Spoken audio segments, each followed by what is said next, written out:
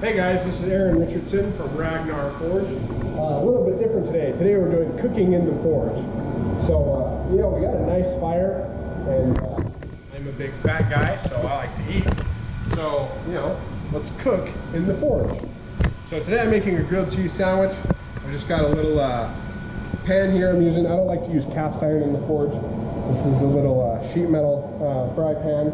Just got a little bit of butter on the bottom and the top to kind of keep this from burning and to crisp up nicely.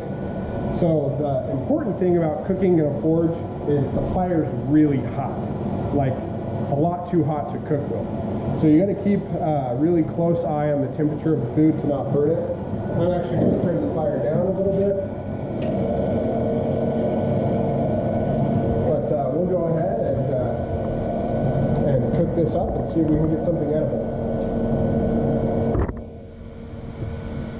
So I've cooked all sorts of things in the forge before, from frozen pizzas to bagels to steak and hamburgers.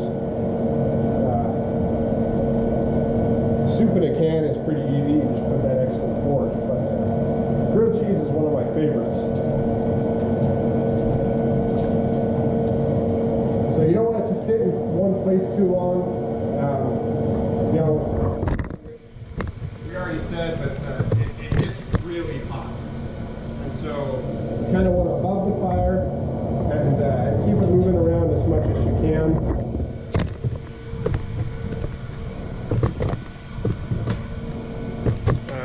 And of course, as with any grilled cheese, the trick is to get the cheese to melt and not burn the bread. And it's just a little bit harder on the forge because of the temperatures that we're working with.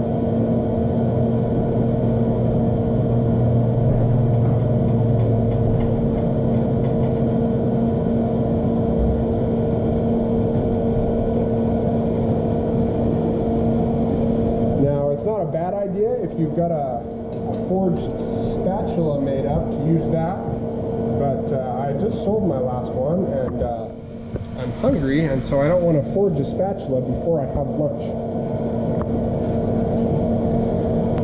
Now you also want to be careful if you've got a forge like I have to not hit the edges of the top or the sides with your pan, or you'll get all sorts of soot and dust in your sandwich that don't really taste great.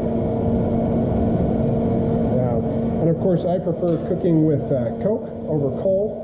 I have cooked over coal, and everything comes out with kind of a lovely sulfur flavor.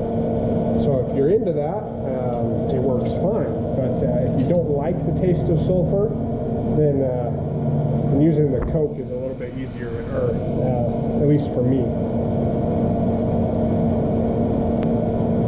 So the cheese is starting to melt. I like to use a cheese that melts pretty easily. I'm using Gouda, but it makes it so you don't have to cook it for quite as long. So you can see it did get a little dark on the one side, but still edible.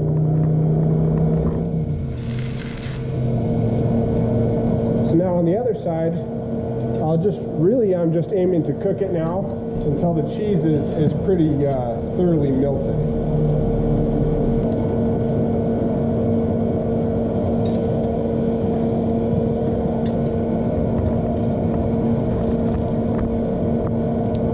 Guys, I'm pretty happy with that. I'll flip it over. You can see the other side. Again, a little darker on one side, closer to where I was holding the pan over the fire, but looks pretty good to me. I'll just let this cool off, and then I'm going to have some lunch. So if you like that, if you thought it was amusing, if you think you might cook over your forge now, like the video and subscribe to my channel. Thanks for watching, guys. Bye-bye.